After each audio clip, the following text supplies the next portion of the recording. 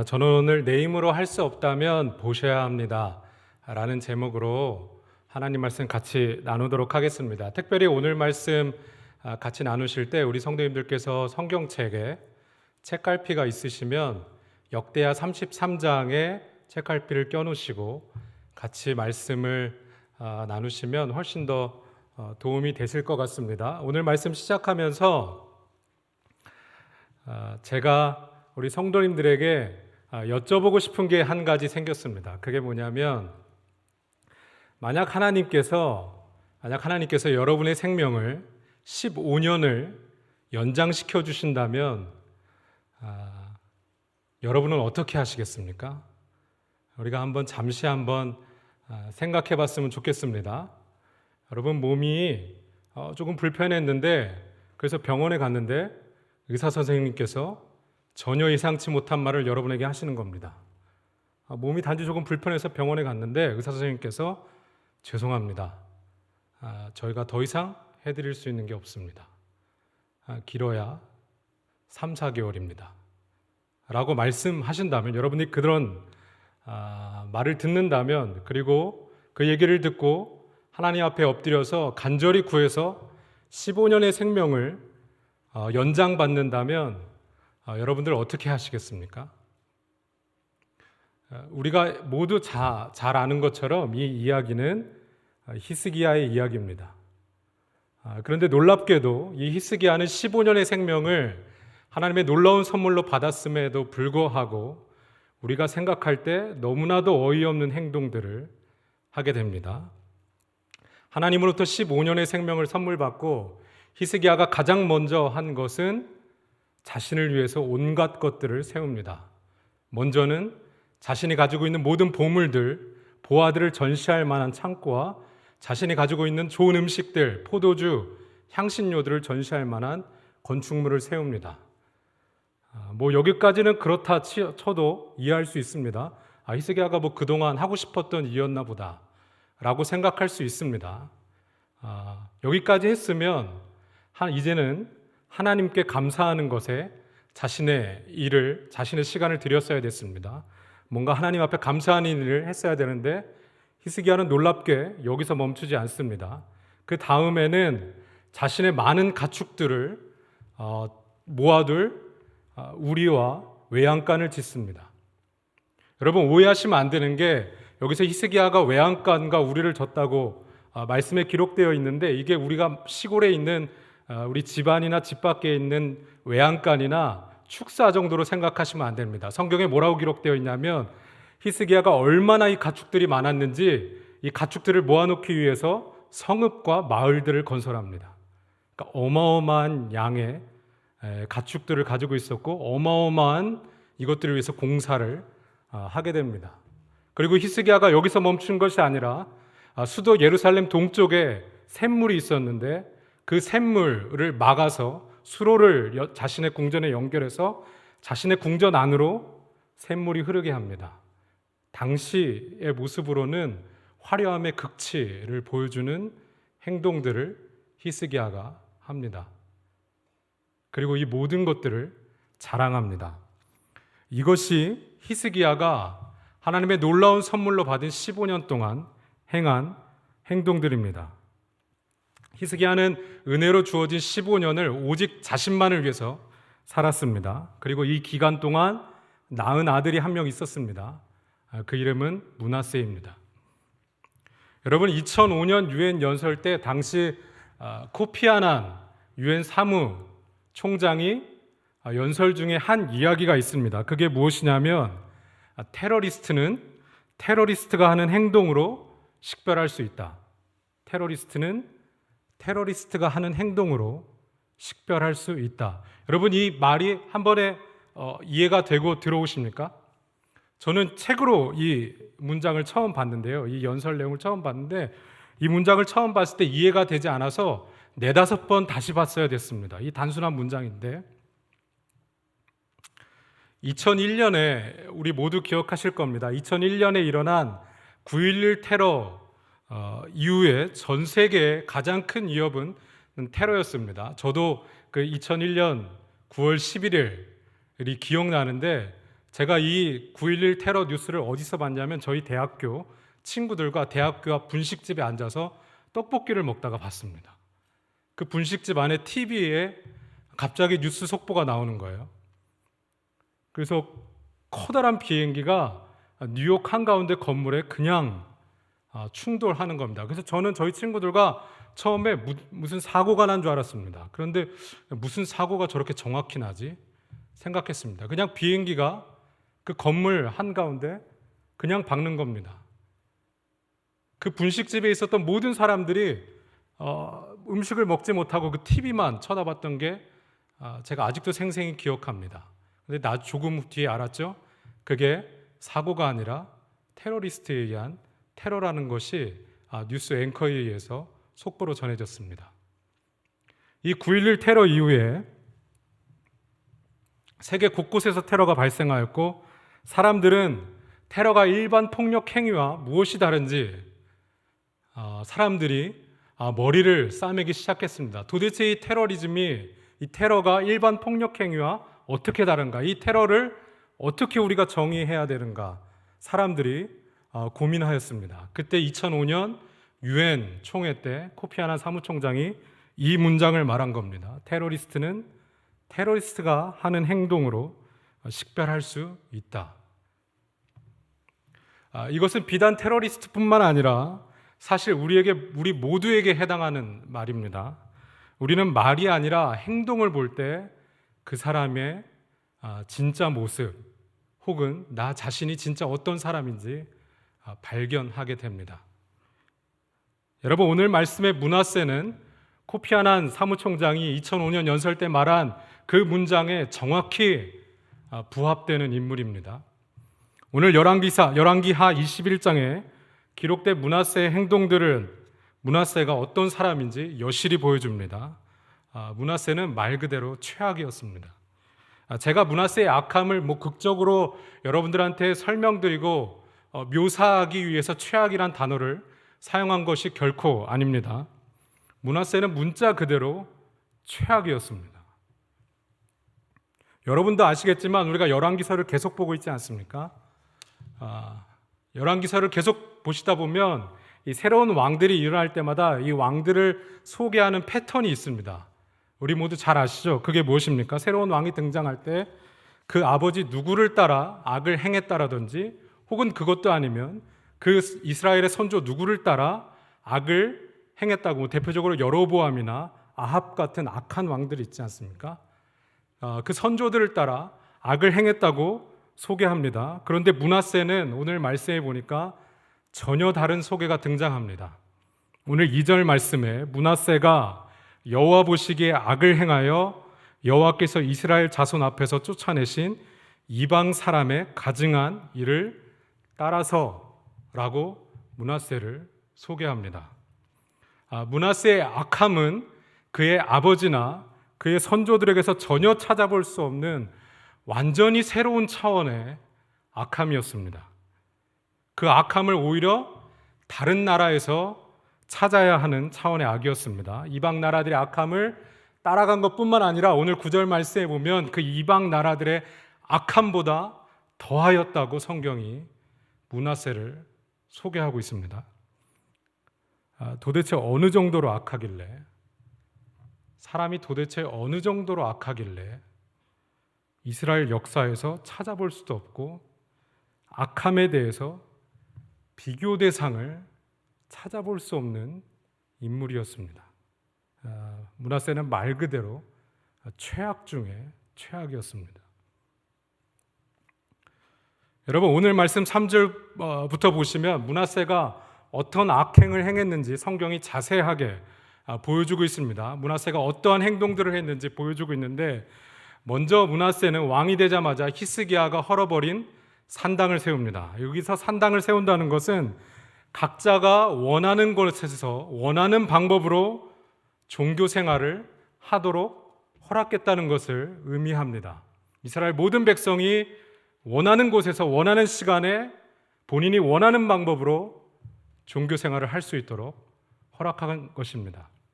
이것은 다시 말하면 성전의 권위를 해체한 것이죠. 이렇게 되면 결과는 불보듯 뻔합니다. 백성들은 하나님을 왜곡되어 섬기고 결국 개인의 기호에 따라 하나님을 섬기든지, 그것도 아니면 하나님의 자리를 각종 우상들이 대체하게 됩니다.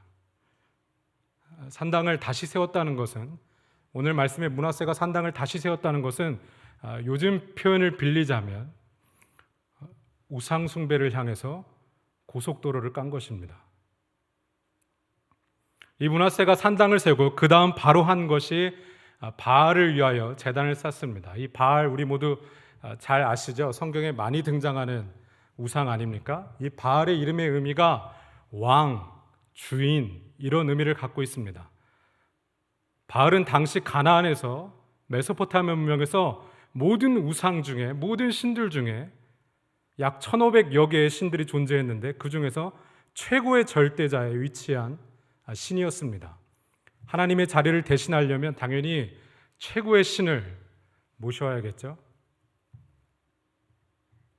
그래서 므낫세는 바알의 제단을 쌓습니다. 그리고 바로 연속해서 한 것이 아세라를 섬깁니다. 아세라가 누구냐면, 우리 성도인들 잘 아시는 분들 계실 겁니다. 아세라가 누구냐면 최고의 절대자의 신의 배우자가 되는 여신입니다. 일종의 신과 사람 사이에 중재자가 되어주는 신입니다. 그래서 우리가 성경을 보다 보면 이 바알과 짝이 되어서 아세라가 거의 매번 같이 등장합니다. 왜냐하면 바알의 배우자가 아세라이기 때문입니다. 근데 오늘 말씀 7절에 보면 이 므낫세가 얼마나 이 아세라에 대한 열심히 특심했는지 직접 나무를 새겨서 아세라 목상을 세웁니다. 그리고 이 아세라 목상을 어디에 갖다 둡니까? 여호와의 성전에 세웁니다. 여러분, 이것이 무엇을 의미합니까? 모든 이스라엘 백성 앞에서 오늘부터, 금일부터 야훼 하나님과 바알의 배우자는 아세라 여신이라는 것을 공표한 것입니다. 이건 정말로 끔찍한 것이죠. 어떤 대상과도 비교할 수 없는, 어떤 존재와도 섞일 수 없는 거룩하신 하나님의 배우자가 난잡한 모양의 형상을 한 여신이라고 온 이스라엘 앞에 선언한 것입니다. 그리고 이 아세라의 중재를 받기 위해서, 아세라를 숭배하기 위해서 해야 되는 결정적인 행동이 있는데, 그것이 뭐냐면 이 아세라 목상에서 눈뜨고 보기 힘든 끔찍한 행위들을 해야 됩니다.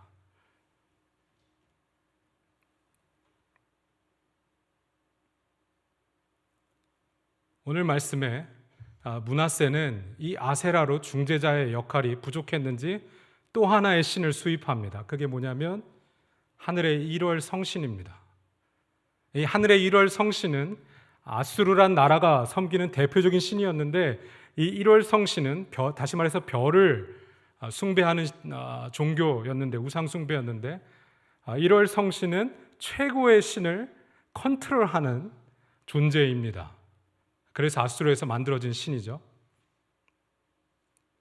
이 하늘의 1월 성신의 제단을 여호와의 성전 두 마당에 쌓습니다. 중재자를 둘이나 둔 것이죠. 아세라와 이 1월 성신을, 아세라와 이 1월 성신을 하나님의 거룩한 성전에 둔 것입니다. 그리고 결정적인 장면이 6절에 등장합니다.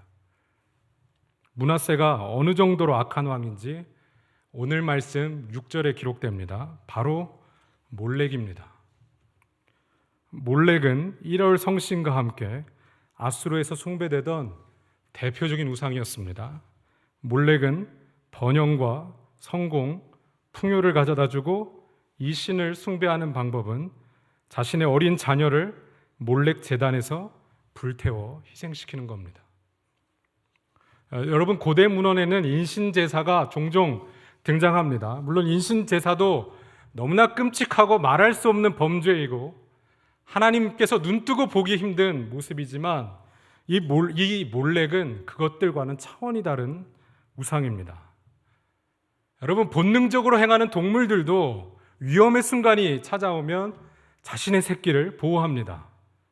참새도 독수리가 달려오면 자신의 새끼를 보호합니다. 미물들도 자신의 자녀를 위해서 부모가 희생합니다. 그런데 므낫세는 자기 어린 아들을 풍요와 성공을 위해서 불태웁니다. 그리고 자신의 자녀가 불타는 그 앞에서 몰렉에게 엎드려 절합니다. 인간이 악해질 수 있는 그 끝의 모습이 있다면 바로 이런 모습일 겁니다. 자신의 어린 자녀를 불태우면 몰렉은 풍요와 번영을 갖다 줍니다. 여러분, 오늘 말씀 3절부터 7절까지 말씀을 보시면 므낫세의 삶의 방향과 가치관이 그대로 드러납니다. 코피 아난 사무총장이 말했던 것처럼 므낫세의 행동을 보며 므낫세가 어떤 사람인지 우리가 그대로 알 수 있습니다. 그리고 므낫세는 아수르란 나라를 전적으로 의지했고 당시의 세계 최강대국이었죠. 자신의 모델로 여겼습니다. 그 밖에 점치고 본인이 직접 귀신을 부리는 행위까지 하였습니다. 그리고 영매들을 신임하여 영매들과만 지냈습니다. 게다가 여기가 끝이 아닙니다. 지금까지 한 것만 해도 넘치다 못해 말할 수 없는 지경인데 오늘 말씀 16절을 보시면 므낫세는 예루살렘 전역에서 대량 학살을 합니다. 므낫세는 다른 어떤 표현이 적절할지 모르겠습니다. 여러분, 북이스라엘의 악하기로 악한 아하ab 왕도 이 정도는 아니었습니다. 이방 나라들에서조차 전혀 찾아볼 수 없는 악함을 가지고 있었던 왕이었습니다. 오늘 말씀을 보시면 므낫세는 이렇게 살아가는 것이 당연한 변화의 가능성이 전혀 없는 사람처럼 보입니다. 당연하죠.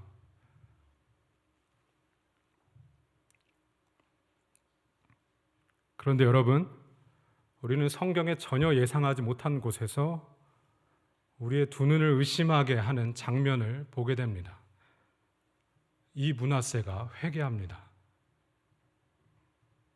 이 악한 므낫세가 하나님 앞에 회개합니다. 역대하 33장을 보시면, 특별히 역대하 33장 10절부터 보시면 므낫세와 백성들은 누구도 하나님 말씀에 관심을 갖지 않습니다. 하나님께서 어떠한 선지자를 보내도 유대 전승에 따르면 이사야 선지자를 톱으로 켜서 반으로 가른 왕이 바로 이 므낫세 왕입니다. 하나님께서 어떠한 선지자를 보내시고 하나님께서 어떠한 경고를 하셔도 므낫세와 이스라엘 백성은 아무도 하나님의 말씀에 주의를 기울이지 않습니다. 당연한 거 아닙니까? 이렇게까지 악한 왕과 그 왕을 추종하는 백성들인데 하나님이 눈에 들어오겠습니까? 여호와의 성전에 난잡한 이방 우상들을 갖다 놓고 눈뜨고 보기 힘든 행위들을 하는 백성인데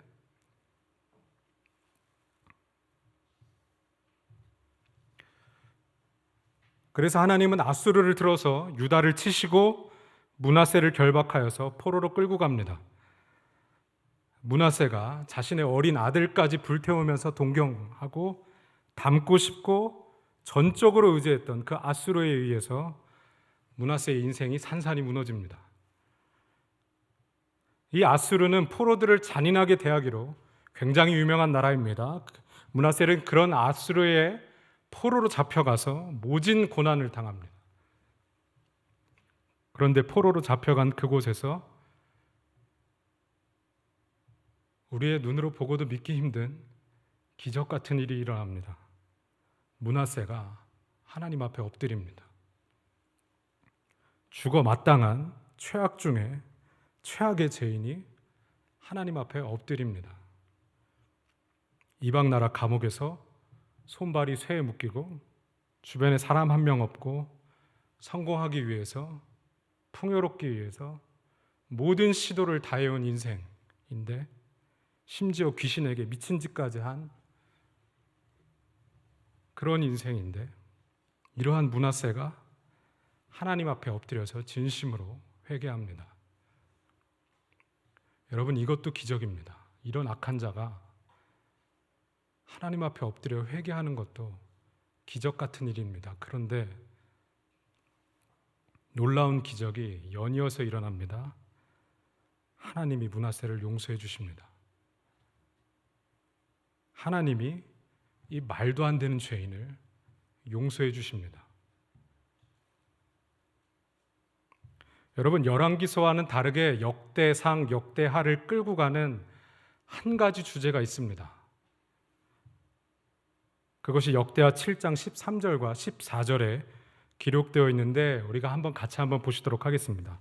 역대하 7장 13절 14절 화면에도 나오실 텐데, 이 말씀이 바로 열왕기서와는 다르게 역대상과 역대하를 끌고 가는 가장 중심의 주제입니다. 그것이 뭐냐면, 혹 내가 하늘을 닫고 비를 내리지 아니하거나, 혹 메뚜기들에게 토산을 먹게 하거나, 혹 전염병이 내 백성 가운데 유행하게 할 때, 우리 같이 읽도록 하겠습니다. 시작. 내 이름으로 일컫는 내 백성이 그들의 악한 길에서 떠나 스스로 낮추고 기도하여 내 얼굴을 찾으면 내가 하늘에서 듣고 그들의 죄를 사하고 그들의 땅을 고칠지라. 아멘. 내 이름으로 일컫는 내 백성이 그들의 모든 악한 길에서 떠나 스스로 겸비하여, 옛날 성경에 보면 스스로 겸비하여서 겸손하게 하여서 기도하여 내 얼굴을 찾으면 내가 하늘에서 듣고 그들의 죄를 사하고 그들의 땅을 고칠 것이다. 바로 솔로몬이 성전을 건축하고 하나님께서 솔로몬에게 약속해 주신 겁니다. 여러분, 저에게는 딸이 2명 있습니다. 저도 부모입니다. 제가 아이들을 양육할 때 용서를 미리 약속하는 경우는 많지 않습니다. 오히려 하면 안 되는 일들을 나열하거나, 너가 만약 이 일을 하게 되면 어떠한 처벌을 받게 될지 주로 얘기하지, 제가 우리 딸들에게 너가 잘못했을 때 내가 이렇게 용서해 줄 거야 라고 약속하는 경우는 거의 없습니다. 그런데 오늘 말씀에 보시면, 이 말씀에 보시면 하나님이 용서를 약속해 주십니다. 이 말씀은 하나님이 어떠한 분이신지 우리에게 그대로 드러내는 말씀입니다.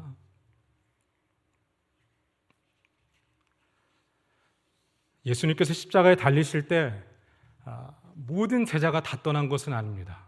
모든 제자가 다 도망쳤지만 예수님께서 십자가에 달리실 때 모든 제자가 다 떠난 것은 아닙니다. 십자가 옆에 있었던 제자가 한 명 있었습니다. 그게 바로 요한입니다. 요한은 예수님이 어떻게 죽어가셨는지 가장 가까운 곳에서 끝까지 지켜보았습니다. 모두가 예수님을 버리고 도망쳤기 때문에 예수님이 십자가에서 어떻게 죽으시는지 처음부터 끝까지 지켜본 사람은 예수님의 제자 중에 요한이 유일합니다. 12제자 중에 요한만이 십자가의 유일한 목격자입니다. 이 유일한 목격자가 AD 90년경에, 다시 말해서 예수님이 죽으시고 수십 년이 흐르고 예수님도 떠나시고 이제 모든 동료 제자들도 다 순교하고 끝까지 남은 사람이, AD 90년경까지 남은 사람이 유일한 목격자인 사도 요한입니다. 그 AD 90년경에 이제는 아무도 없게 되자 죄의 유혹에 빠져서 돌이키기 원하는 성도들에게 이 사도 요한이 편지를 하나 쓰는데, 그게 바로 요한 1서입니다. 이 요한 1서에 보시면, 요한 1서 특별히 3장 1절에 보시면 요한은 다음과 같이 시작합니다. 보라, 아버지께서 어떠한 사랑을 우리에게 베푸사 하나님의 자녀라 일컬음을 받게 하셨는가. 여러분, 여기서 우리가 다 같이 주목해보고 싶은 단어가 있습니다. 그게 뭐냐면 바로 첫 번째 단어인 이 보라입니다. 우리말 성경에는 이 보라라고 번역되어 있지만 영어 성경, 제가 생각할 땐 영어 성경이 더 정확하게 번역한 것 같습니다. 영어 성경에 보면 이 보라를 어떠한 단어를 쓰냐면 behold라는 단어를 씁니다. 이 behold라는 단어는 보라라는 영어 단어인데 그냥 보는 단어가 아닙니다. 우리 성도님들 아시는 분도 계시겠지만 이 behold는 완전히를 뜻하는 be라는 단어와 붙잡아 놓다라는 뜻을 의미하는 할단, 비할단, 다시 말해서 완전히 붙잡아 놓다라는 비할단이라는 단어에서 파생된 단어입니다. 그러니까 요한이 지금 우리에게 요구하는 것이 있습니다. 그게 뭐냐면 십자가의 유일한 목격자가 죄의 유혹에 빠져서 방황하고 돌이키기 원하는 하나님의 성도들에게 한 가지 유일한 방법을 제안하는데, 그것이 뭐냐면 십자가에 달리신 예수 그리스도를 바라보시는 것입니다. 그냥 보는 게 아니라 완전히 십자가를 붙잡아 놓고 예수님의 머리 끝부터 발끝까지 무슨 일이 있었는지 보는 겁니다.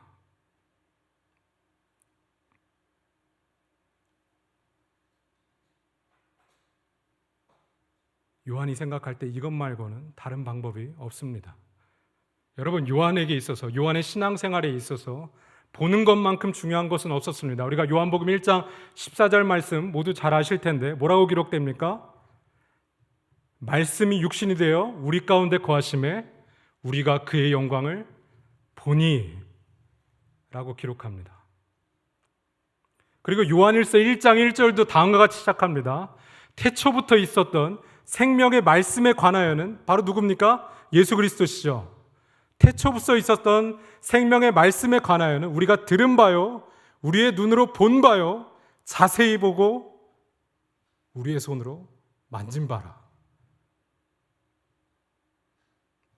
우리의 눈으로 보고 자세히 보고 우리의 손으로 만진 바라.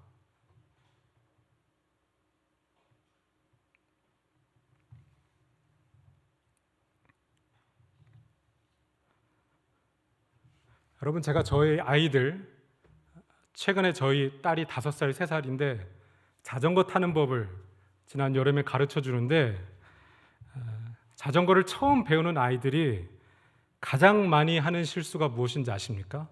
여러분 혹시 기억나십니까? 여러분 자녀들 처음 자전거 가르쳐 주실 때, 혹은 내가 처음 자전거 배울 때 가장 많이 하는 실수가 뭔지 아십니까? 여러분, 이 실수를 고치지 않으면 결코 자전거를 탈 수 없습니다.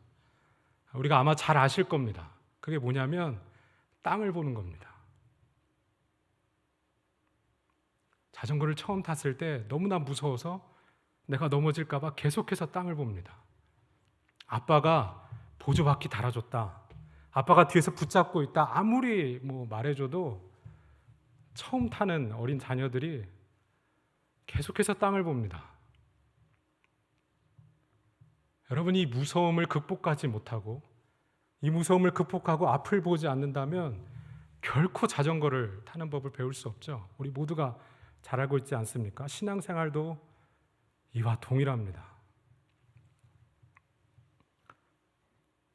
죄에서 승리하려면 땅이 아니라, 내 자신이 아니라 고개를 들어서 사도 요한이 우리에게 요청하는 것처럼 하나님께서 얼마나 놀라운 사랑으로 우리에게 행하셨는지를 봐야 됩니다. 이 하나님의 놀라운 사랑은 오직 십자가 위에서만 발견됩니다. 요한이 이 일의 유일한 목격자입니다. 예수님께서 십자가 위에서 어떻게 죽으셨는가? 오직 요한만이 할 수 있는 말입니다.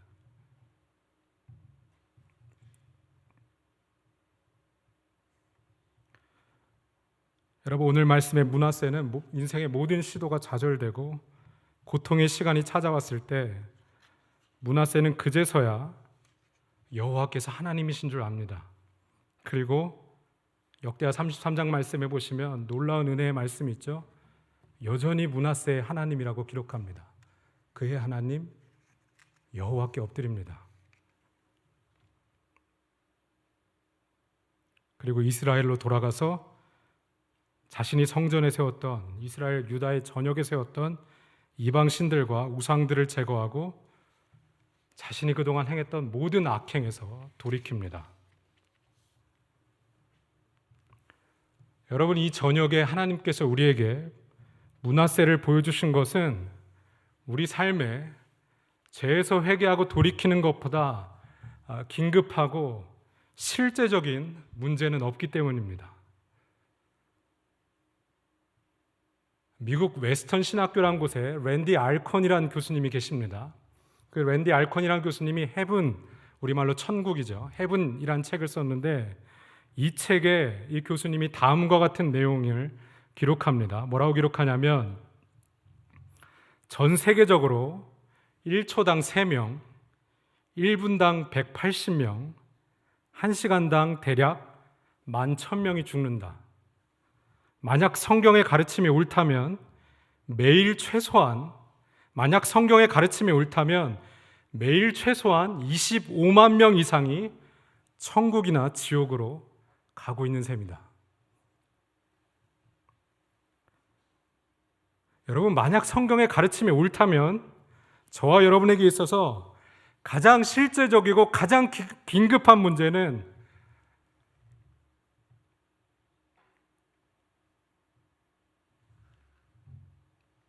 죄에서 돌이키고 심판을 면하는 것입니다.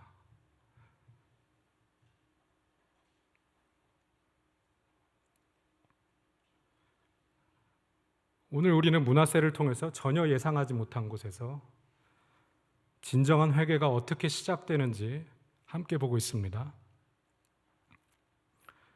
여러분, 사람만큼 바뀌지 않는 존재가 없습니다. 우리 모두가 잘 알고 계시죠? 선한 사람이라도, 심지어 선한 사람이라도 참 바뀌지 않습니다. 우리 자신, 다른 사람 볼 거 없죠? 내 자신을 보면 너무 잘 알지 않습니까? 사람만큼 바뀌지 않는 존재가 없습니다. 그런데 1%도 기대하지 않았던 인생이 오늘 말세에 보니까 1%의 가능성도 없어 보이는 인생이 살아오던 모든 방식과 죄들을 버리고 바뀌었습니다. 여러분, 그렇다면 오늘 이 저녁에 하나님께서 우리에게 말씀하시는 것은 너무나 자명하고 분명합니다. 여러분, 혹시 우리 중에 내 자신을 위해서 그동안 아무리 노력을 다해봐도 좌절감 속에서 내 인생은 더 이상 소망이 보이지 않는다고 은연중에 생각하는 분 계십니까?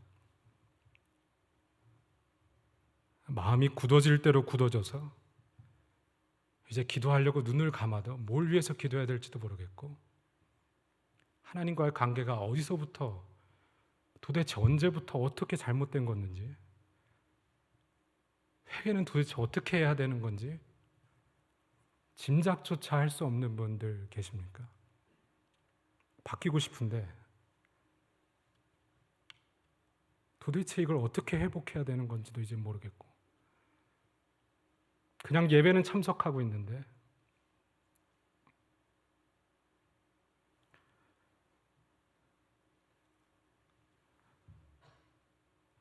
여러분, 하나님께서 오늘 문화세를 통해서 우리에게 말씀하고 계신 겁니다. 내가 문화세도 용서하였다.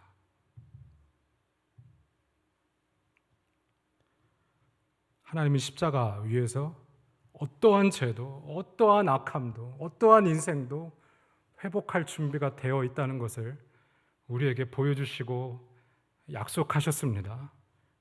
여러분, 만약에 여러분의 힘으로 할 수 없다면, 우리의 힘으로 다 시도해봤는데 할 수 없다면 오늘 사도 요한의 그 권면을 반드시 기억하셔야 합니다. 십자가에 달리신 예수님을 바라보고 그냥 보는 것이 아니라 완전히 붙잡고 내 두 손으로 머리끝부터 발끝까지 하나님께서 나에게 얼마나 놀라운 사랑을 허락하셨는가, 십자가 말고는 다른 데서 도무지 찾아볼 수 없습니다. 오직 십자가에서만, 그걸 바라볼 때만 우리의 굳어진 마음이 녹아질 수 있습니다.